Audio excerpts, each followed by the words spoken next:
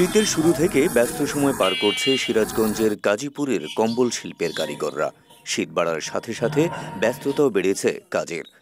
কম দাম থেকে শুরু করে বিভিন্ন দামের ভালো মানের কম্বল পাওয়া যায় বলে সারা দেশে এখানকার কম্বলের চাহিদাও ব্যাপক। ব্যবসায়ীরা মনে করছেন সরকারি সহায়তা পেলে এই শিল্পের ব্যাপক প্রসারণ হতে পারে।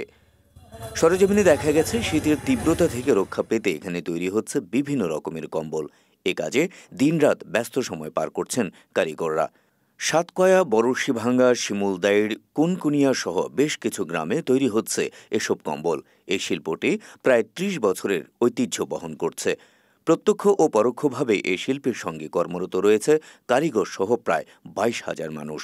আমাদের শিল্প প্রতিষ্ঠান হওয়ার কারণে আমরা অনেক কাজের সুযোগ পাইছি, অনেক টাকা ইনকাম করি, এতে আমাদের পরিবারও খুব ভালো চলে, আমরাও খুব ভালো চলি। এখন আমাদের অনেক চাপ, রাত দিন ২৪ ঘন্টায় কাজ করতে হয়, মোটামুটি ভালোই ইনকাম হচ্ছে।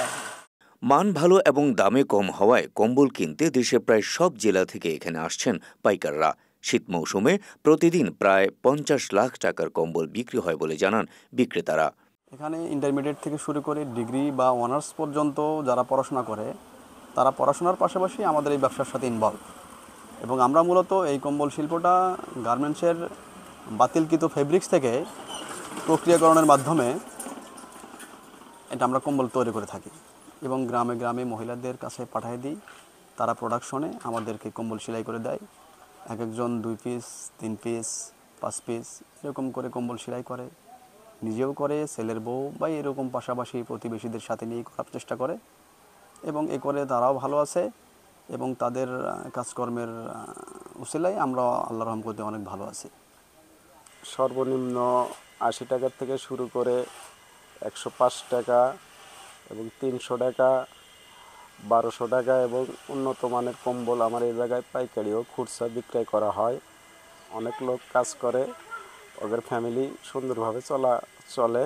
এর দিয়ে আমিও মোটামুটি আল্লাহর রহমতে ভালো চলি।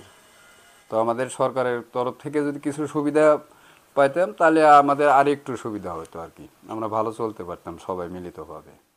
এদিকে প্রয়োজনীয় ব্যাংকিং সুবিধা সহ সরকারের সুদৃষ্টি পড়লে এখানকার কম্বল শিল্প আরও প্রসার লাভ করবে, এমনটাই মনে করছেন সংশ্লিষ্টরা।